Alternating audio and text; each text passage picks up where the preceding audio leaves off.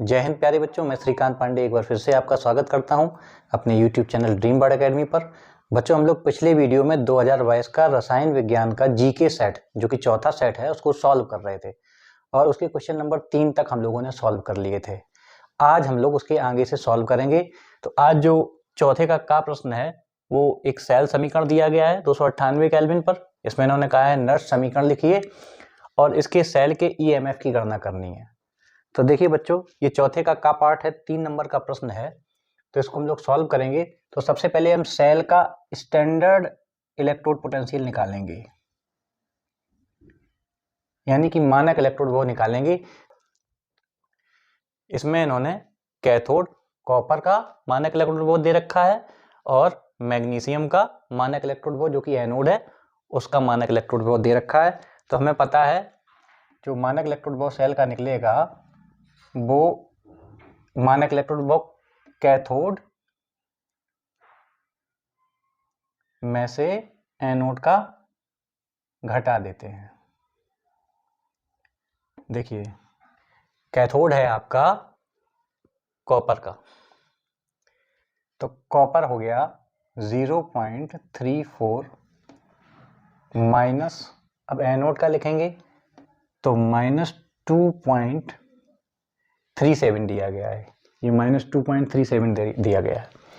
तो ये आपका हो जाएगा 0.34, ये प्लस हो जाएगा 2.37, ऐड करेंगे तो 7 और 4 11 और 6 7 2.71 वोल्ट ये आपका हो गया। ठीक है, अब ये सेल को रिप्रेजेंट इन्होंने किया है, तो इसके लिए हम कैथोड और एनोड पर होने वाले समीकरणों को लिखेंगे। तो सबसे पहले हम लिख ले रहे हैं कैथोड पर क्या रिएक्शन हो रही है। देखिए, कैथोड उस तरफ होता है तो Cu2 प्लस 2E माइनस, इसकी मोलर सांद्रता दी है 0.0001 m और ये हो गया कॉपर सॉलिड में। इसी तरीके से एनोड की रिएक्शन लिख लेंगे। ये मैग्नीशियम है तो Mg solid is equal to Mg2 plus 2 electrons, इसकी सांद्रता है 0.001 m। कैथोड और एनोड के समीकरणों को हम जोड़ देंगे तो हमारा सेल रिएक्शन निकल आएगा। तो देखिए, इलेक्ट्रॉन से इलेक्ट्रॉन्स कट जाएंगे तो magnesium plus Cu2 plus 0.0001 m is equal to Cu plus Mg2 plus 0.001 m। ये हमारा सेल रिएक्शन हो गया। ठीक है, अब हमें निकालना क्या है, सेल का EMF निकालना है। तो उसके लिए हमें नर्स समीकरण की आवश्यकता होती है। तो नर्स समीकरण होता है E cell is equal to E naught cell minus 0.059 divided by n log of Q। तो ये आपका जो E सेल है वो निकला है 2.71 माइनस 0.059 डिवाइडेड बाई, इसमें नंबर ऑफ इलेक्ट्रॉन्स कितने हैं, 2, तो n की वैल्यू आ जाएगी 2 into log active mass of Mg2 plus divided by active mass of Cu2 plus, नीचे चला जाएगा। अब इसको हम यहाँ सॉल्व कर ले रहे हैं, यहाँ पे कम जगह में यहाँ पर सॉल्व कर रहे हैं। तो E cell is equal to हो जाएगा, ये नस्ट इक्वेशन पूछा गया, ये हमारा नस्ट इक्वेशन हो गया। ये नस्ट इक्वेशन जो पूछा गया है ये हमारा नेक्स्ट इक्वेशन हो गया। तो ये हुआ 2.71 minus 0.59 upon 2, number of electrons 2 हैं और इसकी वैल्यू 0.0001 और ये 0.0001, तो ये हो जाएगा log 10। log 10 इसको सॉल्व करेंगे, mg और cu का जो मोलर सांद्रता है उसको रख के सॉल्व करेंगे तो वैल्यू 10 आ जाएगी और log 10 का मान होता है 1। तो 2.71 माइनस 0.59 डिवाइडेड बाई 2, जब इसको हम सॉल्व कर लेंगे तो इसका आंसर आ जाएगा 2.6805 वोल्ट। ये सेल का ईएमएफ आ जाएगा, ये सेल का विद्युत वाहक बल आ जाएगा।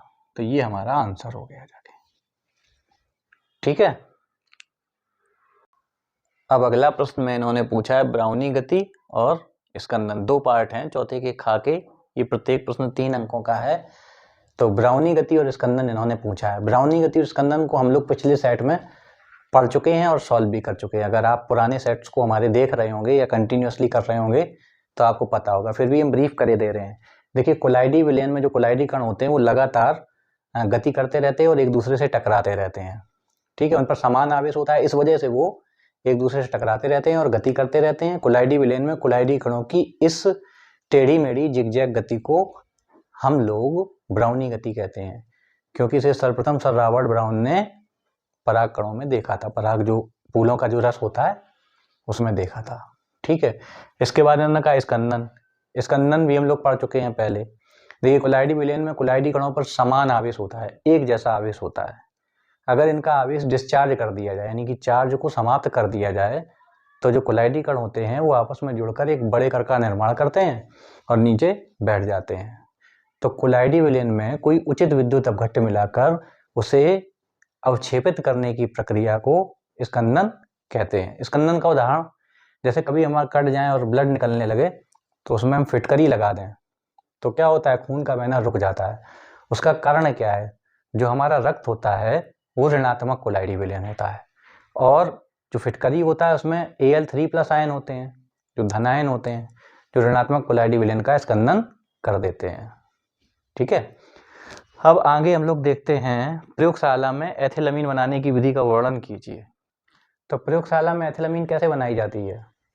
प्रयोगशाला में जो एथिलमीन बनाई जाती है वो हाफमैन ब्रोमेमाइड अभिक्रिया के द्वारा बनाई जाती है।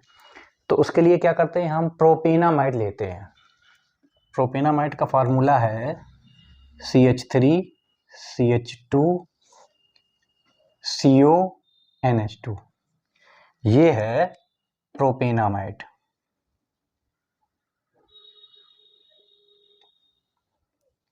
प्रोपेनामाइड की ब्रोमीन तथा NaOH से, कास्टिक सोडा से अभिक्रिया करा देते हैं तो होता है CONH2 का। ये हाफमैन ब्रोमाइड अभिक्रिया होती है, पिछले सेट्स में भी हम लोग पढ़ चुके हैं। जो हाफमैन ब्रोमाइड अभिक्रिया होती है उसमें CONH2 का NH2 में परिवर्तन हो जाता है, यानी कि एमाइड का अमीन में परिवर्तन हो जाता है। तो ये आपका CH3 CH2 NH2 ये एथिलमीन बन जाएगी।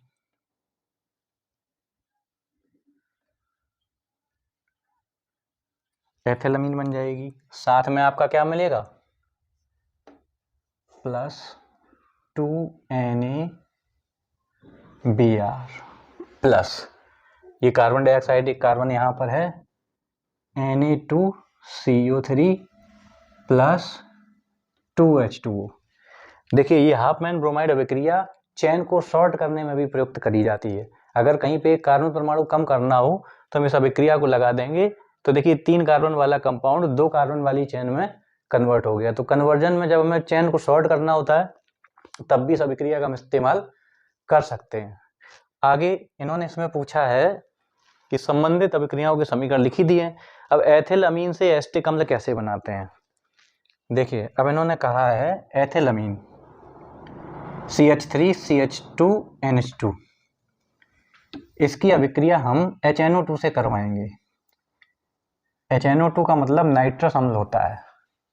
तो देखिए यहाँ से आपका एक तो नाइट्रोजन निकल जाएगा,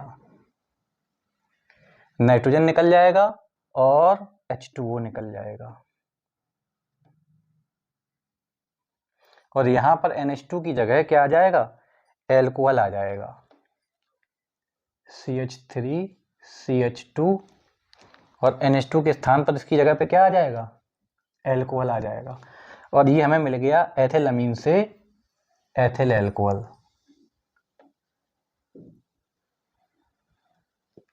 ठीक है, अब एथिल एल्कोहल का जब हम आगे ऑक्सीकरण फिर से करवा देंगे, और एल्कोहलों के ऑक्सीकरण से हमें क्या मिलते हैं, एल्कोहलों के ऑक्सीकरण से हमें मिलते हैं एल्डिहाइड, तो हमें मिल जाएगा CH3CHO, इससे H2O निकल जाएगा, H2O, यहां से H और O ही निकल जाएगा।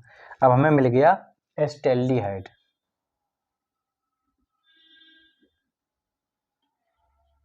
और एल्डिहाइडों के ऑक्सीकरण से हमें मिलता है अम्ल।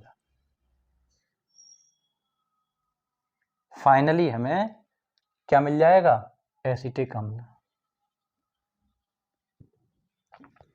और यही तो पूछा गया है, एथिलअमीन से एसिटिक अम्ल कैसे बनाएंगे।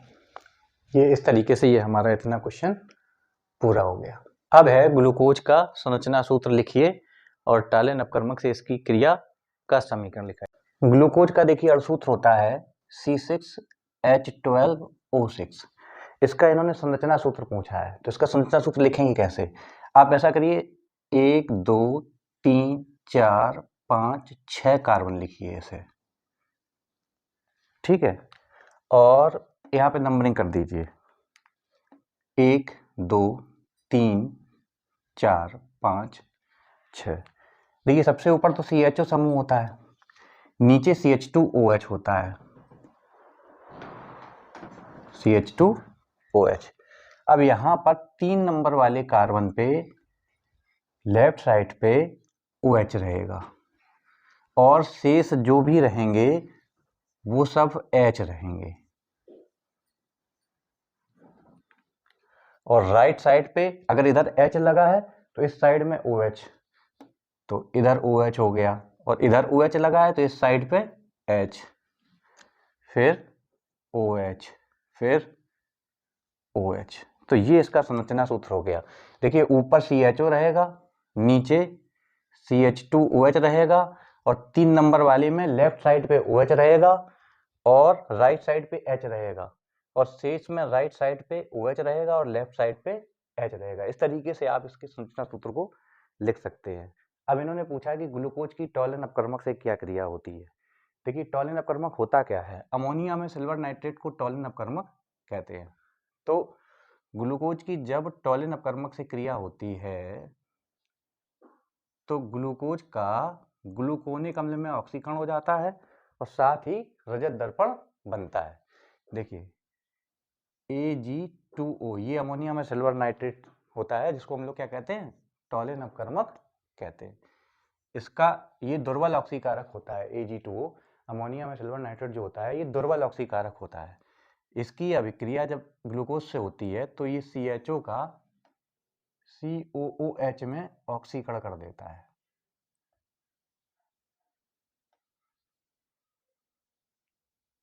ठीक, और स्वयं रजत दर्पण बनाता है ब्लैक कलर का। तो देखिए क्या बन गया, ग्लूकोनिक अम्ल। CHO का COOH में ऑक्सीकरण हो गया और स्वयं क्या बना दिया, रजत दर्पण बनाता है। टॉलिन अपकर्मक अमोनिया में सिल्वर नाइट्रेट होता है जो ग्लूकोज को ग्लूकोनिक अम्ल में ऑक्सीकृत कर देता है। अब है 5वें का पाठ, यानी 5वें में सभी सवाल 4-4 अंक के होते हैं। का पाठ में पूछा गया क्वथनांक का उन्नयन क्या है। देखिए जब किसी विलायक में कोई हम अवाष्पशील विलेय पदार्थ घोलते हैं, जब किसी विलायक में कोई अवाष्पशील विलेय पदार्थ घोलते हैं तो उसके अणुओं की निर्गामी प्रवृत्ति घट जाती है, यानी उतने ज़्यादा अणु विलायक के बाहर नहीं निकल पाते हैं, जिसकी वजह से उसका वाष्प दाब कम हो जाता है, यानी उतना ही वाष्प दाब लाने के लिए हमें ज़्यादा ताप देना पड़ता है, और जिसकी वजह से उसका क्वथनांक क्या होता है, बढ़ जाता है। यानी किसी विलायक में कोई अवाष्पशील विलेय पदार्थ घोलने पर उस विलयन के क्वथनांक में जो वृद्धि होती है उसे क्वथनांक का उन्नयन कहा जाता है। अब इन्होंने साथ में एक सवाल पूछा हुआ है कि ग्लूकोज के 12 ग्राम को 100 ग्राम जल में घोला जाता है, इस विलयन का क्वथनांक इतना है, जल के लिए Kb की गणना कीजिए। तो सबसे पहले हमें संबंध लिखना है कि क्वथनांक में उन्नयन डेल्टा टी और क्वथनांक उन्नयन स्थिरांक Kb में क्या संबंध होता है। तो डेल्टा टी बराबर होता है Kb into small w into 1000 बटे m इंटू कैपिटल W। देखिए ये क्वथनांक में उन्नयन है डेल्टा टी, Kb ये तुम्हारा स्थिरांक है, मूलल स्थिरांक, स्मॉल w विलेय का भार है, कैपिटल W विलायक का भार है और m विलेय का अणुभार है। अब आपको दिया क्या क्या गया है, डेल्टा टी, देखिए विलयन का क्वथनांक कितना हो जाता है 100.34 डिग्री सेंटीग्रेड और शुद्ध जल का क्वथनांक हमें पता है 100 डिग्री सेंटीग्रेड होता है। तो क्वथनांक में उन्नयन होगा, बाद में जो क्वथनांक हुआ उसमें से शुद्ध जल का क्वथनांक हमने घटा दिया तो 0.34 डिग्री सेंटीग्रेड। हालांकि अगर इसको केल्विन में बदलें तब भी अंतर 0.34 डिग्री सेंटीग्रेड आएगा, तो हम इसको केल्विन में लिख सकते हैं। ठीक है, इसके बाद स्मॉल w कितना हो जाएगा 12 ग्राम ग्लूकोज, तो ये 12 ग्राम हो गया। कैपिटल W 100 ग्राम। अब ग्लूकोज का अणुभार यानी m काय का ग्लूकोज का अगर निकालना चाहें तो C6H12O6 होता है।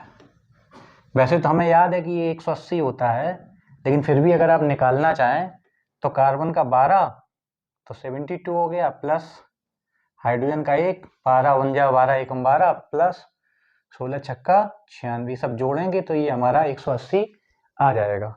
अभी इससे सारी वैल्यू उठा के यहाँ पर रख दे रहे हैं। तो डेल्टा टी का मान है 0.34 इज इक्वल टू Kb हमें कैलकुलेट करना है इंटू स्मॉल w की वैल्यू है 12 into 1000 divided by small m यानी अणुभार की वैल्यू है 180 इंटू कैपिटल W की वैल्यू है 100 ग्राम।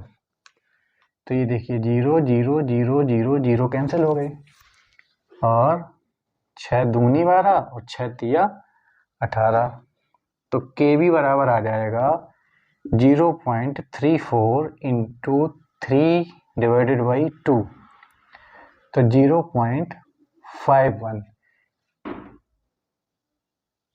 Kelvin inverse into mole inverse. ये हमारा Kb की वैल्यू आ गई।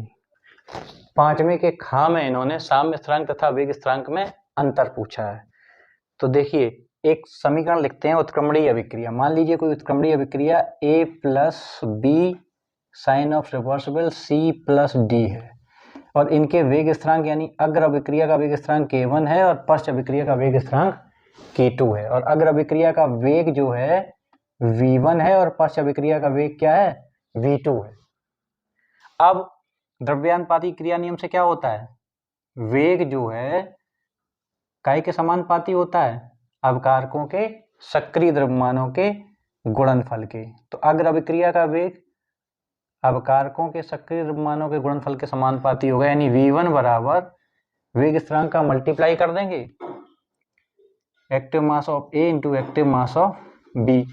अगर A और B की सांद्रता कितनी हो, यदि A बराबर B बराबर 1 मोल प्रति लीटर हो तो क्या हो जाएगा, V1 बराबर क्या हो जाएगा K1, यानी अभिकारकों की इकाई आणविक सांद्रण पर अभिक्रिया का जो वेग होता है उसे वेग स्थिरांक कहते हैं।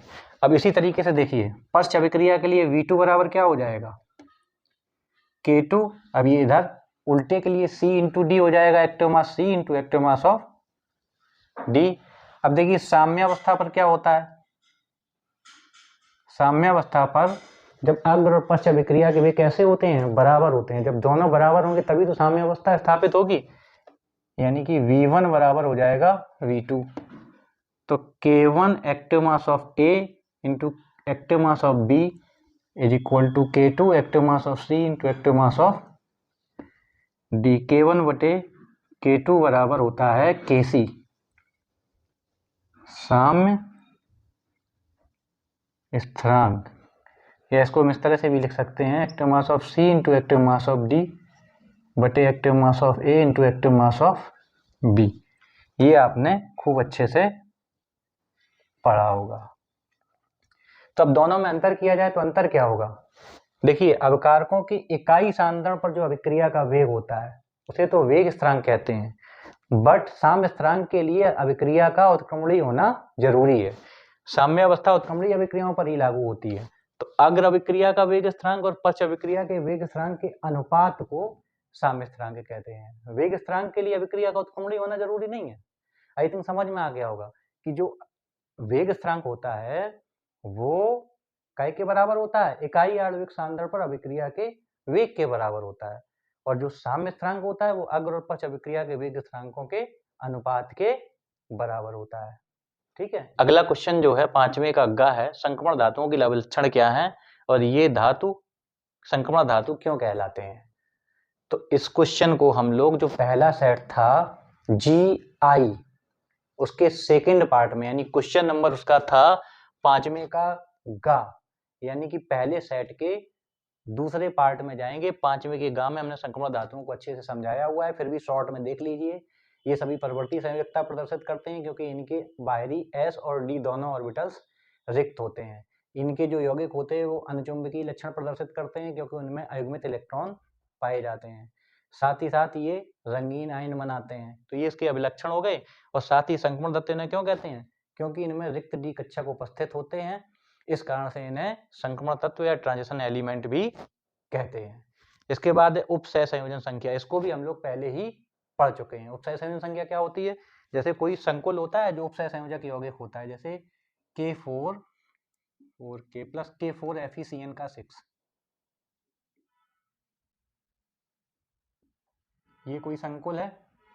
तो इसमें जो केंद्रीय धातु परमाणु होता है उसकी जो द्वितीयक संयोजकताएं होती हैं, उसकी जो द्वितीयक संयोजकताएं होती हैं उनको हम उपसह संयोजन संख्या कहते हैं। यानी कि जो परमाणु या समूह केंद्रीय धातु परमाणु से जितने परमाणु या समूह उपसह संयोजक बंध द्वारा जुड़े होते हैं उसे हम क्या कहते हैं? उपसह संयोजन संख्या या समन्वय संख्या कहते हैं। जो समन्वय संख्या होती है उसको द्वितीयक संयोजकता भी कहते हैं। प्राथमिक संयोजकता क्या होती है? जो इसके धनायन या ऋणायन के द्वारा दी जाती है। जो प्राथमिक संयोजकताएं होती हैं उनका आयनन हो जाता है, द्वितीयक संयोजकताएं जो होती हैं उनका आयनन नहीं होता है। ठीक है, इसके बाद उपसह संयोजक यौगिकों के जो चुंबकीय गुण, देखिए उपसह संयोजक यौगिक जो होते हैं वो ट्रांजिशन एलिमेंट यानी डी ब्लॉक तत्वों से मिलकर बनते हैं, और इनके जो यौगिक होते हैं उनमें अगर जो केंद्रीय धातु परमाणु है उसमें अगर अयुग्मित इलेक्ट्रॉन है, अगर उसमें अयुग्मित इलेक्ट्रॉन है तो उसका व्यवहार कैसा होगा? अनुचुंबकीय होगा। और अगर उसके यौगिक में किसी उपसह संयोजक यौगिक की केंद्रीय धातु परमाणु में अयुग्मित इलेक्ट्रॉन नहीं है, एक भी अयुग्मित इलेक्ट्रॉन नहीं है, तो फिर उसका जो नेचर होगा वो प्रतिचुंबकीय होगा जाके। ठीक है, ये डिपेंड करता है उसके डी ऑर्बिटल में जो यौगिक बना हुआ है, जो कोऑर्डिनेशन कंपाउंड है। अच्छा, इसकी जो व्याख्या की गई है वो परमाणु कक्षक सिद्धांत और क्रिस्टल फील्ड थ्योरी के आधार पर की गई है। तो उसमें जिस किसी भी यौगिक में अयुग्मित इलेक्ट्रॉन उपस्थित होंगे वह अनुचुंबकीय नेचर का होगा, और जिस किसी में भी अयुग्मित इलेक्ट्रॉन नहीं होंगे यानी कि सारे इलेक्ट्रॉन पेयर्ड होंगे तो वह प्रतिचुंबकीय स्वभाव का होता है। ठीक है, यहाँ तक आपका क्वेश्चन नंबर 5 कंप्लीट हो गया। और साथ साथ जितने भी क्वेश्चन हमने यहाँ पर सॉल्व करे हैं उन सबका PDF फाइल बना के उसका लिंक हमने डिस्क्रिप्शन में डाल दिया है। अगर आप चाहें तो वहाँ से जाके डाउनलोड करके पूरा सोल्यूशन आप देख सकते हैं, और इस वीडियो को देखेंगे और उसको मिलाएंगे तो सारी चीज़ें आपको क्लियर हो जाएंगी। किस तरीके से कितना आंसर देना है वो सब हमने उसमें लिख रखा है अपनी ओन हैंड राइटिंग में।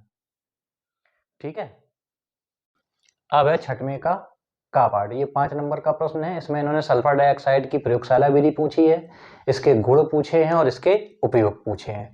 तो देखिए, सल्फर डाइऑक्साइड को प्रयोगशाला में बनाने के लिए क्या करते हैं? कॉपर की छीलन लेते हैं। कॉपर की छीलन को शांत सल्फ्यूरिक अम्ल के साथ गर्म करते हैं तो हमें सल्फर डाइऑक्साइड गैस प्राप्त होती है। इसका समीकरण है ये, कॉपर की छीलन ली, और शांत सल्फ्यूरिक अम्ल लिया और इसको क्या कर दिया, गर्म। तो हमें कॉपर सल्फेट मिलेगा, जल मिलेगा और साथ में हमें सल्फर डाइऑक्साइड गैस मिलती है। तो इस तरीके से कॉपर की छीलन पर सल्फ्यूरिक अम्ल को मिलाकर और गर्म करके हम प्रयोगशाला में सल्फर डाइऑक्साइड गैस बना लेते हैं। इसके बाद इसमें पूछा गया है कि इसके प्रमुख गुण लिखिए। तो जो सल्फर डाइऑक्साइड गैस होती है ये तीखी, दम घोंटने वाली है। आपने देखा होगा जब किसी के यहाँ बच्चा होता है तो गंधक जलाई जाती है तो सल्फर डाइऑक्साइड गैस बनती है। जब गंधक को जलाते हैं तो सल्फर डाइऑक्साइड प्राप्त होती है। तो इसकी गंध जो है जली हुई गंधक जैसी होती है और ये जल में, गर्म जल में अल्प विलेय होती है और ठंडे जल में आसानी से विलेय हो जाती है। उसका जलीय विलयन जो होता है वो अम्लीय होता है। इसके अलावा जिसकी प्रॉपर्टीज हैं, ये आक्सीकारक की तरह भी कार्य करती है और अपचायक की तरह भी कार्य करती है। देखिए आक्सीकारक, कई सारे इसके आक्सीकारक गुण हैं, जिसमें से एक गुण हमने लिखा है कि जैसे हाइड्रोजन सल्फाइड गैस को ये सल्फर में ऑक्सीकृत कर देती है। ये तो इसका ऑक्सीकारक गुण हो गया। और भी बहुत सारे इसके ऑक्सीकारक गुण हैं, लेकिन हमें चूंकि एक ही लिखना है। इसके बाद इसमें अपचायक गुण है, यह क्लोरीन को हाइड्रोक्लोरिक अम्ल में अपचयित कर देती है। Cl2 + 2H2O + SO2 = 2HCl + H2SO4। अब अगर इसके उपयोगों की बात करी जाए तो चूंकि ये आक्सीकारक की तरह कार्य करती है तो इसका उपयोग व्यंजक के रूप में किया जा सकता है। यानी ऊन है, बाल है, कपड़े हैं, इस तरीके की चीज़ों का, हल्की चीज़ों का रंग उड़ा देती है। दूसरा इसका उपयोग जो है चीनी के शोधन में किया जाता है, यानी कि चीनी को सफ़ेद किया जाता है, सफ़ेद क्रिस्टल इसके द्वारा बनाए जाते हैं। तीसरा इसका उपयोग है सल्फ्यूरिक अम्ल का निर्माण इसके द्वारा किया जाता है। चौथा, ये रोगाणुनाशक और कीटाणुनाशक के रूप में भी प्रयोग की जाती है। और सबसे बड़ी विशेषता इसकी यही, आक्सीकारक और अपचायक दोनों की तरह कार्य कर सकती है। ठीक है, तो आज की वीडियो को हम लोग यहाँ तक ही रखेंगे। आगे के प्रश्नों को हम लोग अगले वीडियो में सॉल्व करेंगे और ये चौथा सेट वहाँ पर समाप्त हो जाएगा। आज हमने जितना भी पढ़ाया है उसकी PDF फाइल बना दी है, उसका लिंक हम डिस्क्रिप्शन में डाल देंगे, आप वहाँ से जाकर नोट कर सकते हैं और इंतज़ार करिए अगले वीडियो का। तब तक के लिए स्वस्थ रहिए, मस्त रहिए, प्रसन्न रहिए, एग्ज़ाम की तैयारी करते रहिए। जय हिंद।